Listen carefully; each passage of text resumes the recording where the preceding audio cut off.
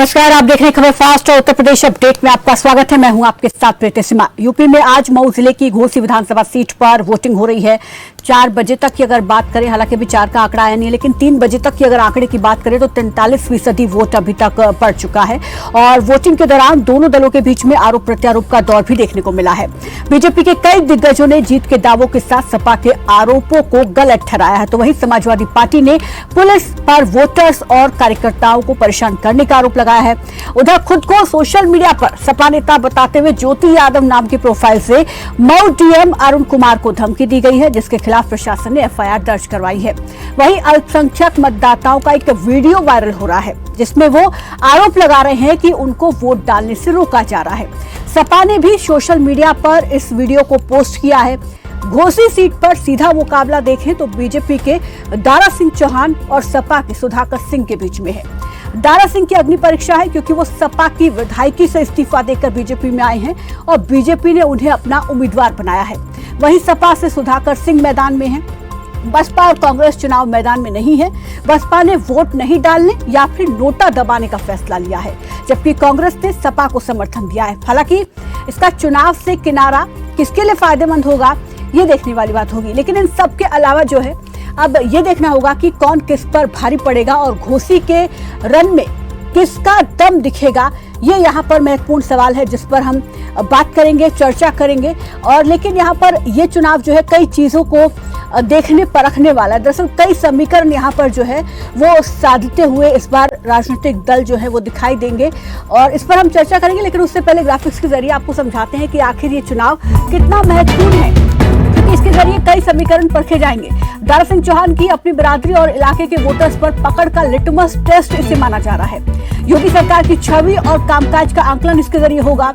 सत्तारूढ़ बीजेपी के अति पिछड़ा कार्ड की भी अग्नि परीक्षा इसे माना जा रहा है। बीजेपी के सहयोगी सुभाषपा और निषाद पार्टी की राजनीतिक प्रभाव की पैमाइश इस चुनाव के जरिए होगी कि आखिर इन दलों का कितना असर है। अखिलेश के पीडीएफ फॉर्मूले और विपक्षी गठबंधन इंडिया के जमीनी असर का भी आंकलन इस चुनाव के जरिए किया जाएगा।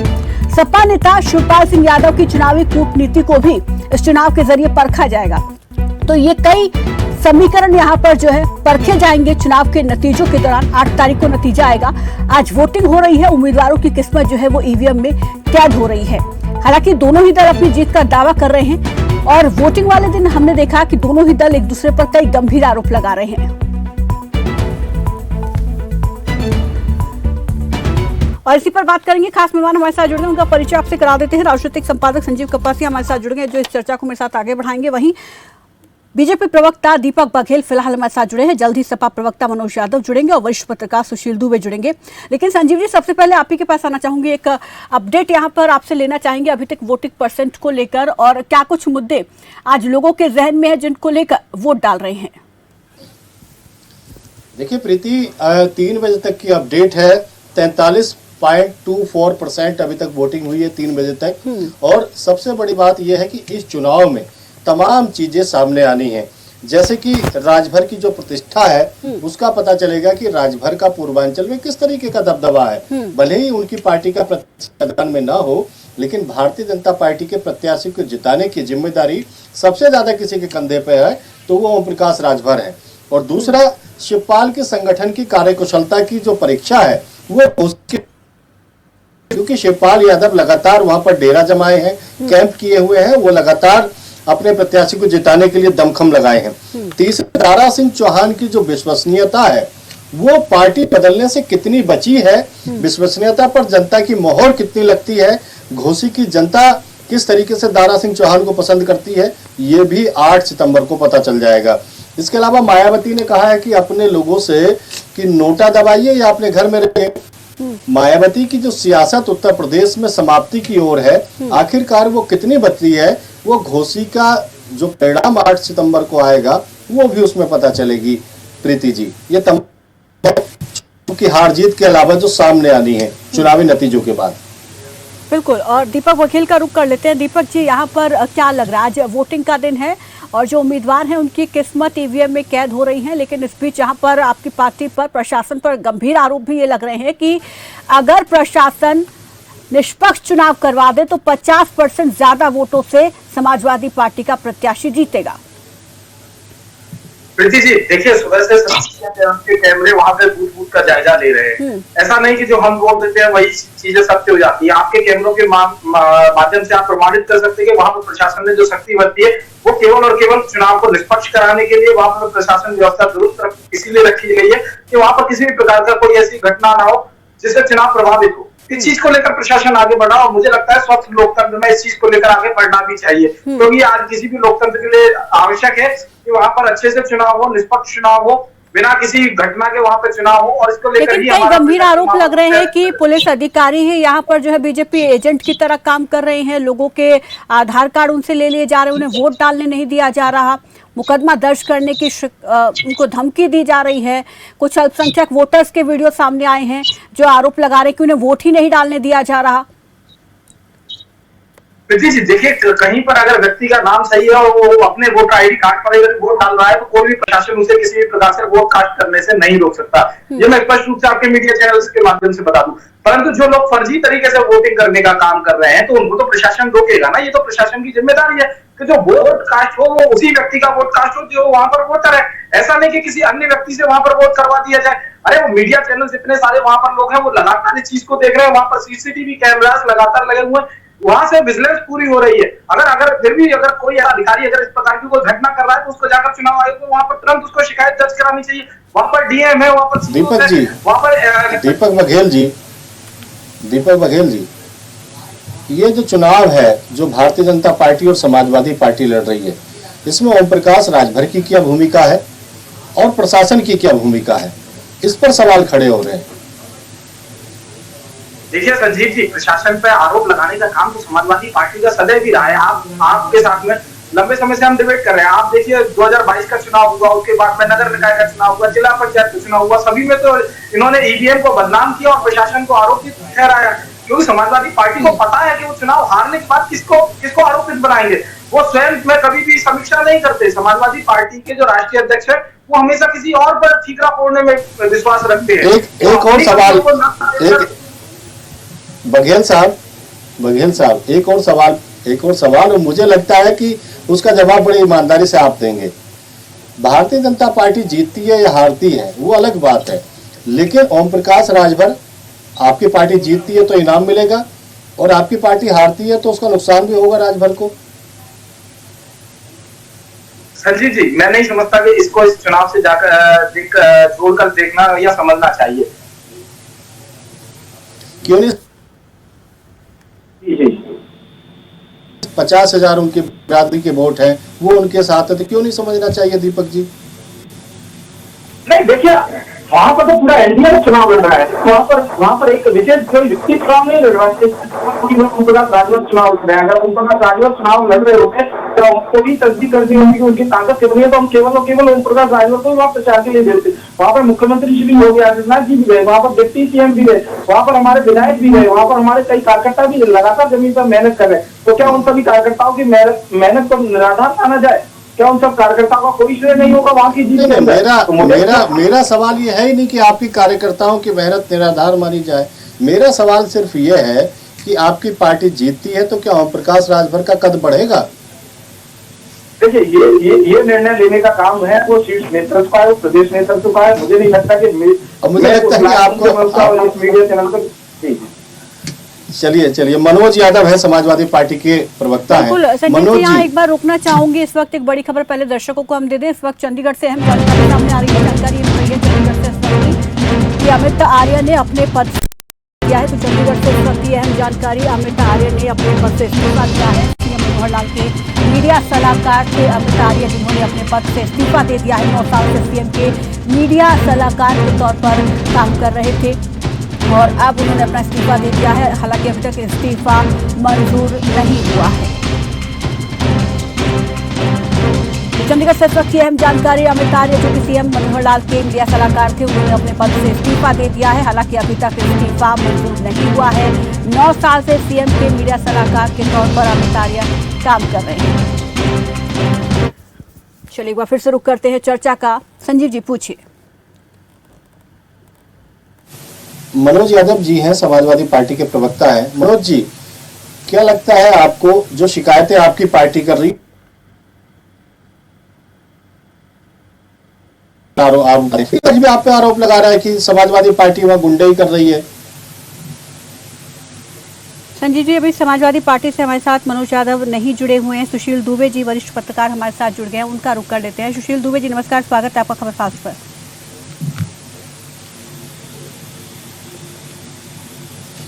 सुशील जी, मेरी आवाज आपको सुशील मिल रही दुबे जी वरिष्ठ पत्रकार है जी। प्रीति जी, सुशील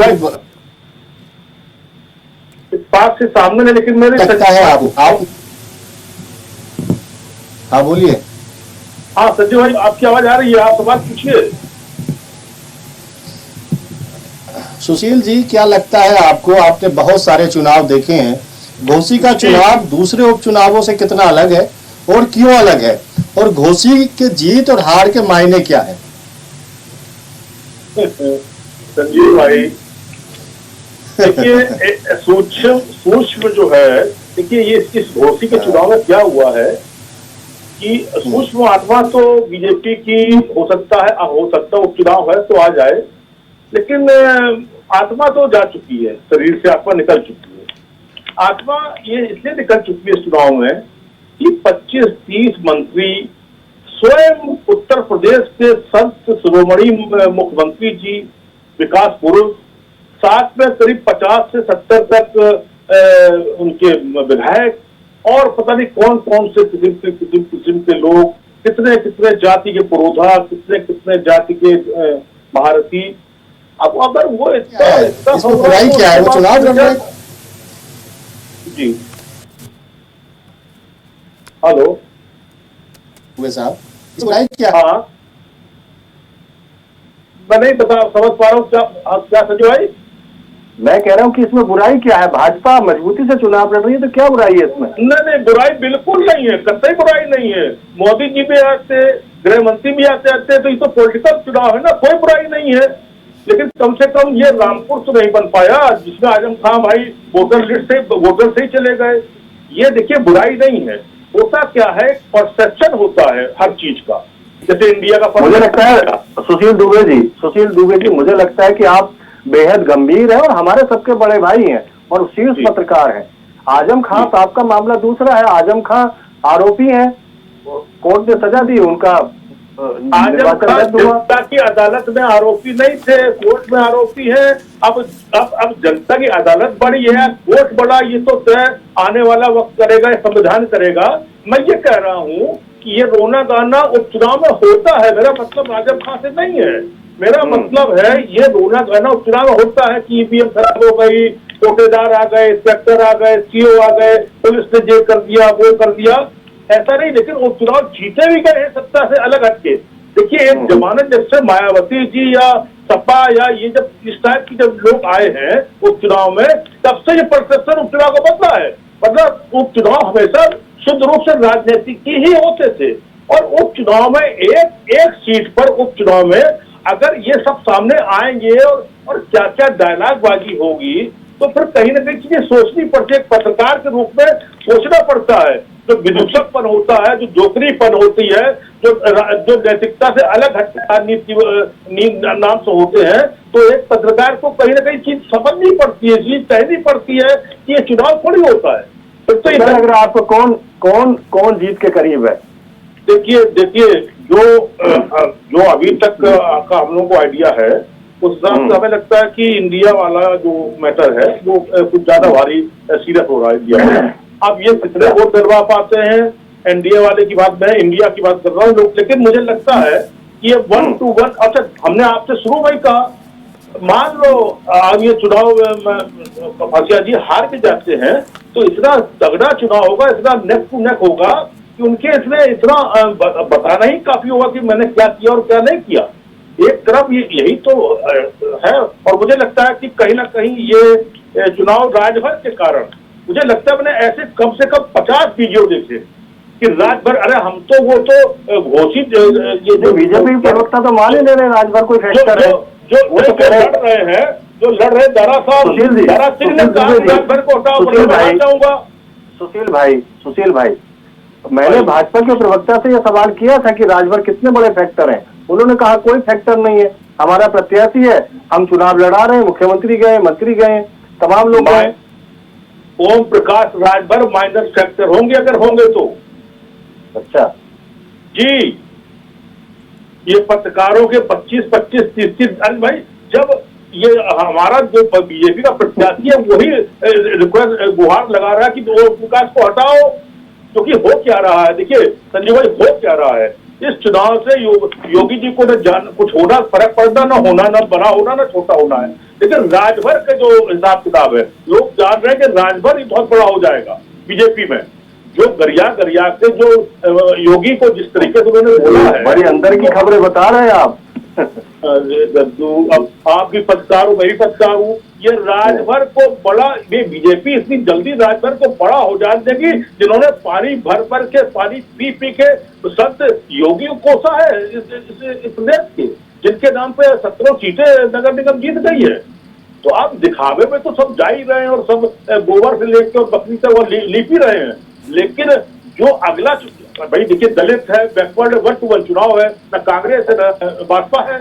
अच्छा, एक और फैक्टर सुशील दुबे जी, सुशील भाई, एक और फैक्टर है मायावती। क्या मायावती का आत्मघाती कदम है? क्योंकि मायावती पहले ही 2022 में मात्र एक सीट पर है और वो एक सीट में बलिया की किस तरीके से जीती है, उनका व्यक्तिगत मामला है, ये पूरा प्रदेश जानता है। अब घोसी में टिकट न देना, प्रत्याशी को बाहर रखना और ये कह देना नोटा दबाना। नोटा यदि 5000 दबता है तो मायावती के 5000 वोट ही हैं। मैं बताऊं, आपने बहुत गहरा सवाल कर दिया। यही होता है जब समय खराब होता है। अब चूंकि मायावती की पार्टी है कि आकाश किशोर की पार्टी है, एक तरफ दलित खड़गे, एक तरफ दलित नेता एक नया पैदा हो गया देश में, मल्लिकार्जुन खड़गे, और एक तरफ मायावती का डाउनफॉल जा रहा है। नया लड़का जो अभी नए वो आए हैं, संत बन रहे हैं, जिनके ऊपर समाज तोप रही है, तो मुझे लगता नहीं कि इतनी जल्दी मैनेज कर पाएंगे वो। तो कहीं न कहीं जब अधर में चीजें होती हैं तो यही निर्णय होता है, यही नोटा होता है, यही बातें होती है। वरना 4 टर्म मायावती ने क्या रंगबाजी से और क्या शानदार तरीके से और क्या गर्वामय तरीके से यहाँ पर मुख्यमंत्री की है। लेकिन कहीं न कहीं वो उनका ये निर्णय गलत हो रहा है। उस निर्णय पार्टी के प्रवक्ता मनोज यादव जुड़ गए। मनोज जी, ये पहला उपचुनाव हमने देखा है जिसमें सत्ता पक्ष भी शिकायत कर रहा है। आपकी शिकायत की गई प्रदेश अध्यक्ष के लेटर पैड पर, संजय राय जो महामंत्री है वो गए शिकायत करने। इसके अलावा उप मुख्यमंत्री कहते आज नजर आए ब्रजेश पाठक की भाजपा जीत रही है, समाजवादी पार्टी नए ड्रामे कर रही है, बहाने बना रही है ईवीएम के, इसके उसके। अभी कुछ देर पहले उत्तर प्रदेश के जो एडीजी एलओ है प्रशांत कुमार, उनका बयान आया कि जो भी शिकायतें निर्वाचन आयोग की तरफ से आ रही है पुलिस उन पर काम कर रही है। देखिए, जो वीडियो सुबह से आ रहे हैं संजीव जी, वो बड़ा दुखदाई है। लोकतंत्र को मजबूत करने के बजाय मौजूदा प्रशासन, पुलिस लोकतंत्र को कमजोर कर रही है। ये जनता का महापर्व है, इसमें लोगों को वोट डालने की इजाजत होनी चाहिए। पुलिस का इंस्पेक्टर लोगों की आईडी लेके चला जाता है, उनको वोट डालने की अनुमति नहीं दी जाती है। मैंने ट्वीट किया, वीडियो वायरल है, आप मेरे ट्विटर पे उस पे जाके देख सकते हैं कि किस तरीके से लोग उससे सवाल जवाब कर रहे हैं। मैंने पुलिस को भी टैग किया है, डीजीपी उत्तर प्रदेश को भी टैग किया, एसपी मऊ को भी टैग किया, और जो कार्रवाई करनी चाहिए, अगर ये बात कह रही है मौजूदा सत्ता की समाजवादी पार्टी वहां पे बड़ी दावेदारी मजबूती या सरकार का विरोध कर रही, तो ठीक है, धन्यवाद, हम इतने मजबूत हैं कि हम सत्ता से लड़ सकते हैं। आप इसकी पुष्टि कर रहे हैं, इसके लिए आपको मैं साधुवाद देता हूँ। कम से कम समाजवादी पार्टी उत्तर प्रदेश में इतनी दमदार तो है कि पुलिस प्रशासन, चुनाव आयोग, बीजेपी के दल, अटक दल, घटक दल, कटक दल जितने हैं, सबसे लड़ती तो नजर आ रही है। और सब बेचारे गिलास से पानी पी के, ठीक ऐसे ही जैसे मैं कप से पानी उठा के पी रहा हूँ, फिर बोल रहा हूँ, ठीक है, स्थित है। संजीव जी, बड़ा दुर्भाग्यपूर्ण लगा आज मुझे बीजेपी को सुन के। घोसी का उपचुनाव समाजवादी पार्टी एक बड़े अंतर से जीतेगी, इसमें दो राय नहीं है। लेकिन आज ये देख के मुझे आश्चर्य लगा कि अब सारा जो अभी सुशील दुबे जी ने कहा, लेकिन आपको ब्रजेश पाठक के बयान का जरूर जवाब देना चाहिए मनोज जी। ब्रजेश पाठक जी ने कहा कि समाजवादी पार्टी हारती है तो ईवीएम को दोषी ठहराएगी, जबकि जनता उनसे नाराज है। अरे ईवीएम का दोष कोई नहीं देता है भाई, हम चलो 2 चुनावों की बात करते हैं, अगर बेहतर रहेगा तो पता चल जाएगा। रामपुर का उपचुनाव हुआ, 28-27% वोट पड़ा, क्यों पड़ा? क्या आपने सवाल पूछा? रामपुर में महामारी आई थी, वहां प्लेग आ गया था, कोरोना आ गया था, सुनामी आ गई थी, क्या कारण था? किसी ने नहीं पूछा ना, हमने पूछा सवाल, क्यों 27% वोट प्रतिशत क्यों पड़ा? 27% जो किसी भी परिस्थितियों में नहीं पड़ता है, ये नहीं कोई जवाब दिया। मैनपुरी का उपचुनाव हुआ, समाजवादी पार्टी ने कितने सवाल उठाए, प्रशासन ने किस तरह हमारे कार्यकर्ताओं को कितना 45% हो गया 3 बजे तक। भाई साहब, आप रामपुर की तुलना यहाँ से क्यों कर रहे हैं मनोज जी? आप तो जिम्मेदार प्रवक्ता के तौर पर काम करते हैं। अरे हम कह रहे हैं कि अगर हम ईवीएम पे सवाल उठा रहे हैं कि हम प्रशासन पे सवाल उठा रहे हैं, हमने तो ईवीएम की बात नहीं की। ईवीएम की बात बीजेपी के लोग चाशनी लगा के चटाने का प्रयास कर रहे हैं। हम तो प्रशासनिक अमला जो लगा है उनके सवालों पे। अच्छा, प्रधान को क्यों बुला रहे हो भाई? प्रधान को क्यों दरोगा बुलाएगा? इतनी हिम्मत इंस्पेक्टर की है, प्रधान को, कोटेदार को और बीडीसी को और जिला पंचायत सदस्य को क्यों बुला रहा है? क्यों मीटिंग? लेकिन भाजपा कह रही है कि योगी आदित्यनाथ के विकास, डेवलपमेंट का रोड मैप और इसके अलावा जो बेहतरीन कनेक्टिविटी उत्तर प्रदेश में हुई है, अच्छा माहौल हुआ है, गुंडे माफियाओं को बाहर किया गया है, अवैध संपत्तियों पर बाबा का बुलडोजर चला है, प्रदेश में रोजगार की बयार वही है, उस पर वोट कर रही है जनता। तो समाजवादी पार्टी के नेताओं के पेट में दर्द क्यों है? ये कहना है भारतीय जनता पार्टी का। धीरे से कह दे रहा हूँ, कोई और न सुन ले, मैं आपके कान में कह रहा हूँ। धन्यवाद, ठीक है, आप ही सुन लीजिए, बस ज्यादा लोगों को नहीं सुनाऊंगा। बाबा जी को धन्यवाद, उन्होंने जो अपना रोल निभाया घोसी की चुनाव में, उसके लिए उनका बड़ा आभार। मैं उनको अपने तहे दिल से उनको धन्यवाद विज्ञापित करता हूँ। ओम प्रकाश राजभर की बलि चढ़ा रहे हैं बेवजह। कितना अच्छा नेता है, पूरे देश में उनका नाम चलता है।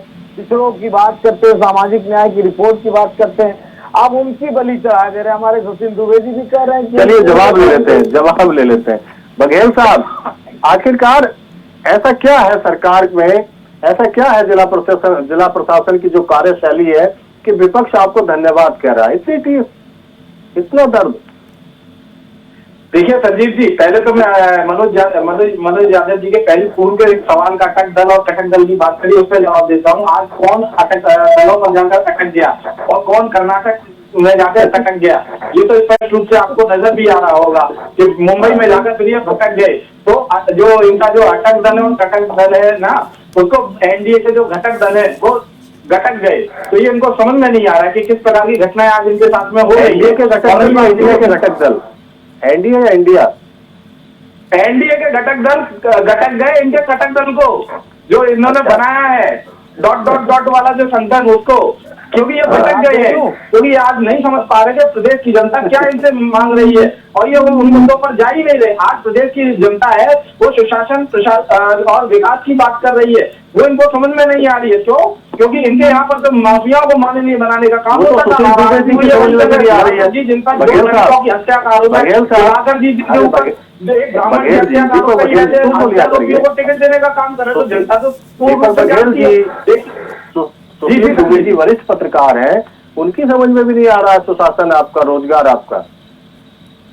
जी देखिए, जो वरिष्ठ पत्रकार सुशील दुबे जी हैं, उनका आकलन हो सकता है, मैं उससे किसी प्रकार का कोई सरोकार नहीं रखता।